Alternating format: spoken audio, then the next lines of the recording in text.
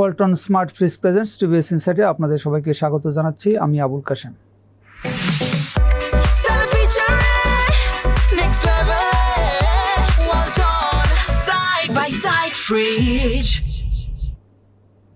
প্রিয় দর্শক, আমরা আজকে কথা বলবো আমাদের জাতীয় রাজস্ব বোর্ডের ই-ব্যাট রিফান্ড সিস্টেম নিয়ে। এটা হচ্ছে এনবিআর আজকে আনুষ্ঠানিকভাবে উদ্বোধন করেছে এবং আমাদের টিভিএসে আজকে লিড নিউজ প্রকাশিত হয়েছে। এই সিস্টেমে ব্যবসায়ীদের কাছ থেকে যে এডিশনাল ব্যাট যদি এনবিআর নিয়ে থাকে, তো তাহলে এটা অটোমেটিক্যালি হচ্ছে ব্যবসায়ী আর ফেরত পাবে। তারা হচ্ছে আর এনবিআরের কর্মকর্তাদের দ্বারস্থ হতে হবে না, আগের মতো বারবার ফাইল নিয়ে ঘুরতে হবে না, এরকম একটা সিস্টেম। এটা যদি সফল হয় তাহলে এটা খুবই ভালো উদ্যোগ হবে, ব্যবসায়ীদের জন্য হ্যারাসমেন্ট কমবে এবং এখানে করাপশন কমবে। এ বিষয়ে টিভিএসের যে লিড নিউজটি প্রকাশিত হয়েছে সেটি করেছেন আমাদের চিফ রিপোর্টার রিয়াদ হোসেন। আমরা তার কাছ থেকে বিস্তারিত জানবো। রিয়াদ, আপনাকে স্বাগত জানাচ্ছি। আপনার আজকে যে নিউজ ই-ব্যাট রিফান্ড সিস্টেম, যেটা আজকে এনবিআর ইতিমধ্যে ফর্মালি লঞ্চ করছে, এটার একটু প্রক্রিয়া সম্পর্কে যদি বলেন যে এটা আসলে কি জিনিস, ব্যবসায়ীরা কিভাবে এটা থেকে লাভবান হবে। কাশেম ভাই, আপনাকে ধন্যবাদ। এই ভ্যাট বলতে আসলে একটা লম্বা সময় ধরেই কিন্তু ব্যবসায়ীদের বা ইভেন আমাদের এক্সপার্ট যারা ইকোনমিস্ট আছেন তাদের একটা দাবি ছিল যে বাংলাদেশে যে মানুষ ট্যাক্স দেয়, এটা তো ভ্যাট দিয়ে আজকে শুরু হলো, কিন্তু আমাদের ট্যাক্স অথবা কাস্টমস ইম্পোর্ট স্টেজে যে টাকা পয়সা দেয়, আমি অনেক সময় সরকারকে আমি যা দেই বছর শেষে হয়তো হিসাব করলে দেখা গেছে যে করদাতা পাওনাও হতে পারেন, তখন এই রিফান্ডটা আসলে ক্রিয়েট হয়। সরকার অ্যাকচুয়ালি পেতো 50 টাকা, আমার কাছ থেকে নিয়েছে হয়তো 70 টাকা। তাহলে এই যে 20 টাকা, এই টাকাটা রিফান্ড পাওয়া বাংলাদেশে খুবই কঠিন। বছরের পর বছর চলে যায় বা মানুষ অনেকটা অসম্ভব, এবং বহু মানুষ এই রিফান্ড পায় নাই, এটি সরকারের ঘরেই রয়ে গেছে। তো সেই জন্যই আসলে এই অনেকেই বলছেন যে আমাদের যেহেতু রিফান্ড পাওয়া যায় না, আমি যে টাকা দিচ্ছি আমি যদি সেটা সরকারের কাছে পাওনা হই, সরকার যেহেতু আমাকে দিতে চায় না, এটি বাংলাদেশে যে মানুষ ট্যাক্স দেওয়ার ক্ষেত্রে যে নিরুৎসাহ, সেটার একটা কারণ। তো এখন নতুন করে এনবিআর এই প্রক্রিয়াটা চালু করলো, অনলাইনে ভ্যাট রিফান্ডের বিষয়টা, যেটা আপনি বললেন যে আসলে ম্যানুয়াল পদ্ধতি এতদিন ছিল। ম্যানুয়াল পদ্ধতিতে কি কি প্রবলেম আপনি কিছুটা বলেছেন।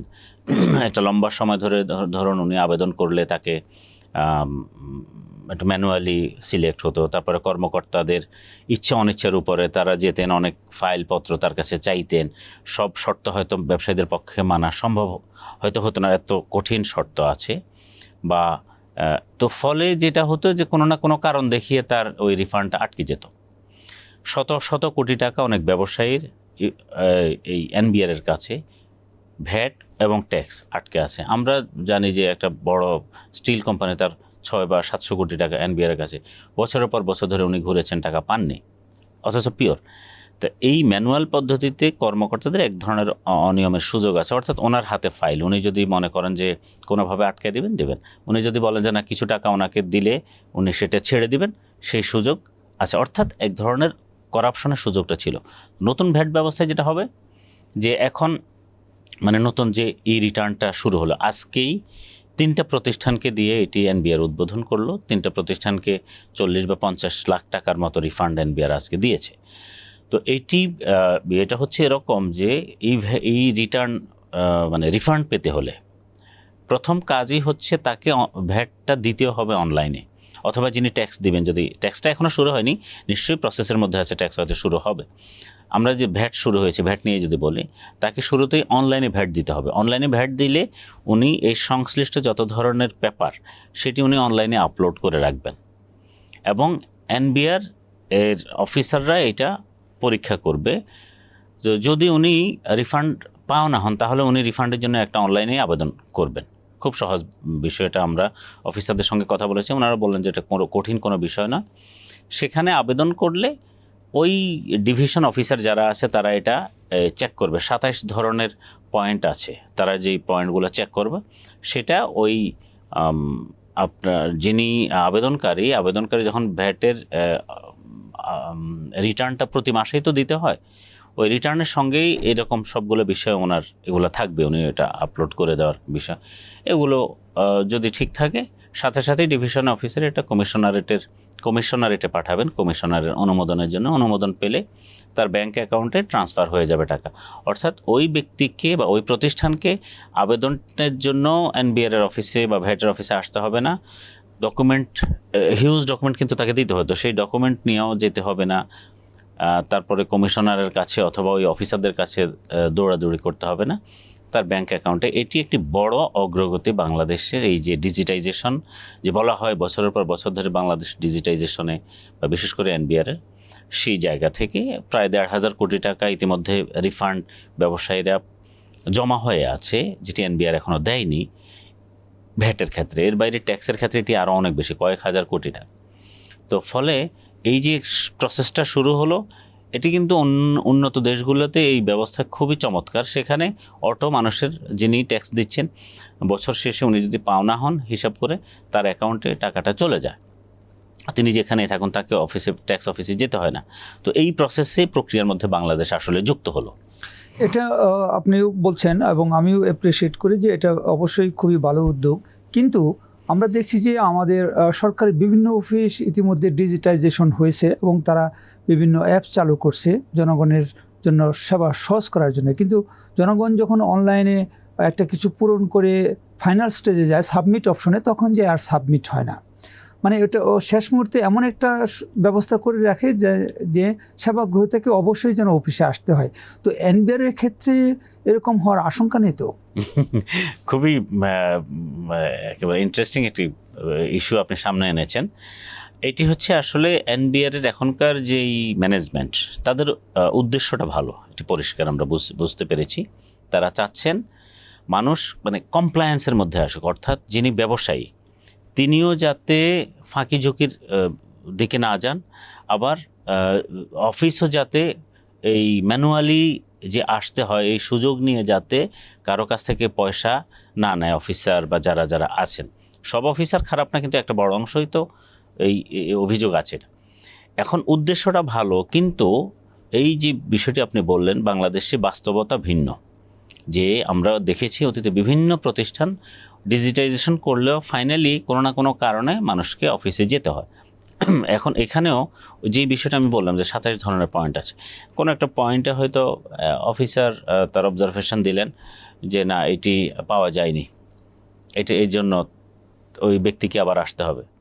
তো উনি আবার ওই ডকুমেন্ট নিয়ে তো ওনাকেই হয়তো জমা দিতে হবে, অথবা উনি আপলোড করবেন বা যাই হোক কোনো একটা প্রসেসে উনি যদি চান যে এই ব্যক্তিকে উনি আটকাবেন, তাহলে আমি ধারণা করি যে এখনও পর্যন্ত হয়তো সেই ব্যবস্থা আছে। যতই অনলাইন করুক, যদি এই মাঠ পর্যায়ের অফিসার যেই যারা আসলে এটি ব্যবস্থাপনার দায়িত্বে থাকবেন বা যারা এটা মূল্যায়ন করবেন, সেই জায়গাতে আমার মনে হয় এখনই তো কেবল শুরু হলো, আজকে কেবল 3 জনকে দিয়ে শুরু হলো, সামনে আমরা দেখব আসলে কতটুকু। কিন্তু আমরা কথা বলে যতটুকু বুঝতে পারলাম যে এটি আমরা যতটা একেবারে ইজি মনে করছি ততটা ইজি হয়তো হবে না। তবে 6 মাস, 1 বছর, 2 বছর গেলে আসলে এটির ফলটা কতটুকু তখন বোঝা যাবে। তবে এখনই আমরা নিরাশ হতে চাই না। আমরাও আশা করি যে মানুষ এই প্রকৃত অর্থেই সরকার বা এনবিআর যে উদ্দেশ্যটা নিয়ে ডিজিটাইজেশনে আসলো বা ভ্যাট রিফান্ড ব্যবস্থাটা চালু করলো সেটা আসবে, সেটা আমাদেরকে সময় আসলে বলে দেবে। আপনার কাছে আমি সর্বশেষ জানতে চাবো যে এই যে ব্যাট আদায়ে স্বচ্ছতা নিশ্চিত করার জন্য এর আগে এনবিআর বিভিন্ন ধরনের উদ্যোগ নিয়েছে। আমার মনে আছে যে 111 সরকারের সময় তখন হচ্ছে একটা মেশিন দেওয়া হলো বিভিন্ন দোকানে, যখন আব্দুল মজিদ সাহেব এনবিআর এর চেয়ারম্যান ছিলেন। পরে আবার হচ্ছে একটা ইসিআর মেশিন ছিল, ইলেকট্রনিক ক্যাশ রেজিস্টার। আবার পরে আরেক ধরনের মেশিন দেওয়া হলো, ডিভাইস দেওয়া হলো, কিন্তু দোকানদাররা এটা ব্যবহার করে না। এই যে ব্যবসায়ীদের মধ্যে যে একটা টেন্ডেন্সি যে সরকার আপনাকে মেশিন দিচ্ছে আপনার হচ্ছে বিক্রির একটা হিসাব রাখার জন্য এবং সেই অনুযায়ী সরকারের কাছে তার ব্যাটটা চলে যাবে, কিন্তু ব্যবসায়ীরা এই মেশিন ড্রয়ারে রেখে দেয়, নষ্ট করে রেখে দেয়, ইউজ করে না। তো এরকম টেন্ডেন্সি যে দেশের ব্যবসায়ীদের বড় অংশের, সেখানে তারা নিজেরা যে অনলাইনে ব্যাট দেবে বা যে 27 ধরনের ডকুমেন্ট দেবে সেগুলি আসলে স্বচ্ছ কিনা, স্বচ্ছতার সাথে ট্রান্সপারেন্সির সাথে সে ডকুমেন্টগুলো দিচ্ছে কিনা বা ব্যাটটা দিচ্ছে কিনা, এটা যাচাই করার মেকানিজম কি এখানে থাকবে, নাকি ব্যবসায়ীদের এই স্বাধীনতা দেওয়া দেওয়ার কারণে আমাদের আরো উল্টা রেভিনিউ কমে যাওয়ার আশঙ্কা আছে। হ্যাঁ, এটাও গুরুত্বপূর্ণ বিষয়। যেমন আপনি খেয়াল করবেন যে আমাদের ব্যবসায়ীদের একটি বড় অংশের মধ্যেই কমপ্লায়েন্সে আসার আগ্রহটা কম। এই কমপ্লায়েন্সে আসার আগ্রহ কম হওয়ার কারণ হলো উনি যাতে কোনোভাবে ফাঁকি দিতে পারেন। সরকার 100 টাকা ভ্যাট পাওনা হলো, উনি চাইলেন আমি 30 টাকা দিয়ে বা 40 টাকা দিব, আমি 60 টাকা দিব না। এবং সেজন্যই আপনি যে বিষয়টা বললেন ইসিআর মেশিন, পরবর্তীতে ইএফডি যেটা ইলেকট্রনিক ফিজিক্যাল ডিভাইস, সেটিও আসলে একরকম ফেল করেছে বলা চলে। ইএফডি এনবিআর বহু ঘটা করে ইএফডি ব্যবস্থা আনলো, অনেক এনবিআরের সঙ্গে কানেক্টেড থাকবে, অর্থাৎ কেউ কোনো কিছু কিনলেই যখনই ইনপুট দেবে ইএফডি মেশিনে, তখন অটোমেটিক্যালি এনবিআরের যে সার্ভার আছে সে সার্ভারে ইনফরমেশনটা চলে আসবে যে এত টাকা বিক্রি হয়েছে, এখানে এত টাকা ভ্যাট সরকার পাবে, অর্থাৎ স্বচ্ছ ব্যবস্থা। এখন প্রশ্ন হচ্ছে উনি যদি এখানে ইনপুট না দেন, উনি যদি ক্যাশ হাতে হাতে নিয়ে নেন, তাহলে তো সরকার এর পক্ষে জানার সুযোগ নেই। এখন প্রত্যেকটা দোকানে কি একজন করে এনবিআরের অফিসার বা এই যারা পরিদর্শক অথবা এআরও যাদেরকে বলে, বা আরও মানে রেভিনিউ অফিসার অথবা অ্যাসিস্ট্যান্ট রেভিনিউ অফিসার একজন একজন করে কি প্রতিটা দোকানে দেওয়া সম্ভব? সেই পরিমাণ জনবল কি আছে? আর এটি কি বাস্তবে কখনো ভায়াবল? আর এটা দিলেও তো দোকানদারের সাথে ওই অফিসারেরও কানেক্ট। তার মানে এটি আসলেই খুব টাফ বিষয়। যদি মানুষের মধ্যে প্রকৃত অর্থেই বা ব্যবসায়ীদের মধ্যে এই বিষয়গুলো নিয়ে আসলে সেলফ কমপ্লায়েন্সের যে বিষয়টা সেটা যদি না আসে, যেটি উন্নত দেশগুলোতে আছে, আমাদের দেশে এই প্রবলেমটা আছে। আপনি খেয়াল করবেন যখন ভ্যাট ব্যবস্থা চালু করা হলো, তখন ব্যবসায়ীরা বড় অংশ বলে যে না, আমাদের হিউজ পরিমাণ ট্রানজ্যাকশান হয়, এটা ক্যাশে করতে হয়, তারা বাধা দিলেন এবং ফাইনালি সেখানে অনেক ধরনের প্রবলেম তৈরি হলো। এবং আপনি খেয়াল করবেন বাস্তবে এখন কিন্তু আমাদের অনলাইনে যেই পুরো ইকোনমির যে সিস্টেমটা, সেটার বড় অংশই আসলে মানে ইনফর্মাল। তো ফলে এই ইনফর্মাল এই সুযোগে কিন্তু অনেক ব্যবসায়ী ফাঁকি দিচ্ছেন, এবং এই ফাঁকির কারণেই কিন্তু ওই এক শ্রেণীর কর্মকর্তারা গিয়ে সেখানে টাকা যেটি সরকারের ঘরে আসার কথা, সেটি একটা বড় অংশ তাদের পকেটে চলে যাচ্ছে। তার মানে এই পুরো ব্যবস্থাপনা এক ধরনের বিশৃঙ্খলা আছে। তো এখন যেটি আপনি বললেন যে রিফান্ডের বিষয়টা, রিফান্ডের ক্ষেত্রেও দেখা গেছে অনেক ব্যবসায়ী উনি হয়তো বলবেন যে ফাঁকি দিতে গিয়ে রিফান্ড নিতে গেলে উনি হয়তো 80 লাখ বা কথার কথা 1 কোটি টাকা উনি হয়তো রিফান্ড পাবেন, কিন্তু সেজন্য যেই ধরনের ডকুমেন্টস দিতে হবে ওই ডকুমেন্টস দিতে তিনি আগ্রহী না। উনি যদি ফাঁকি দেন তাহলে উনি 5 কোটি টাকা ফাঁকি দিতে পারেন।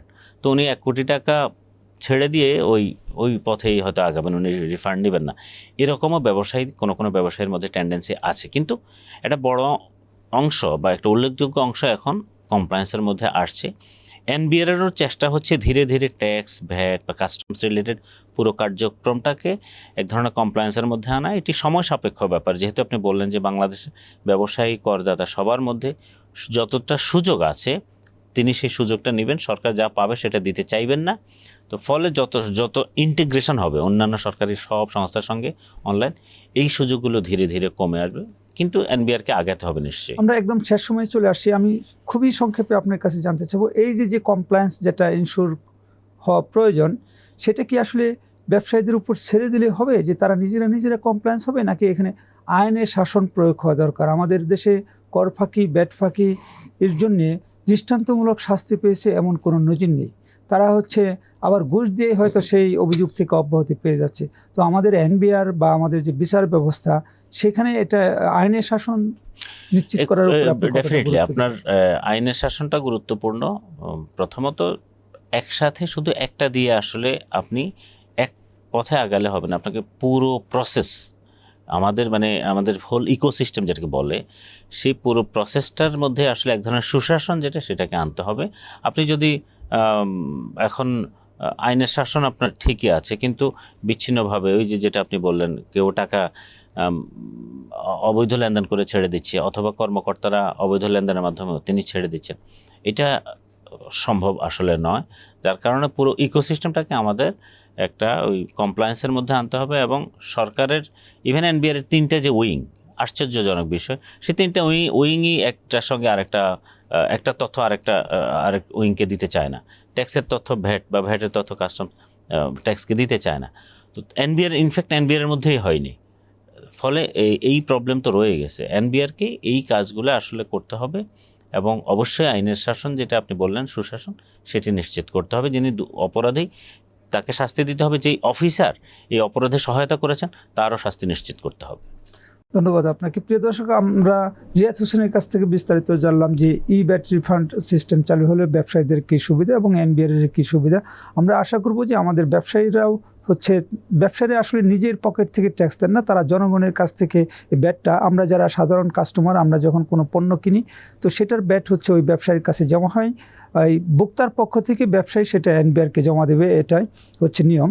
কিন্তু ব্যবসায়ীরা সেটা ঠিক মতন দিবেন, এটা যেমন আমাদের প্রত্যাশা, তেমনই তাদের রিফান্ড থাকলে নতুন যে সিস্টেম চালু হলো এটার আওতায় তারা খুব সহজেই যেন তাদের রিফান্ড পায়, এটাও আমাদের প্রত্যাশা। এনবিআর এবং সরকার সেটা ইনশিওর করবেন।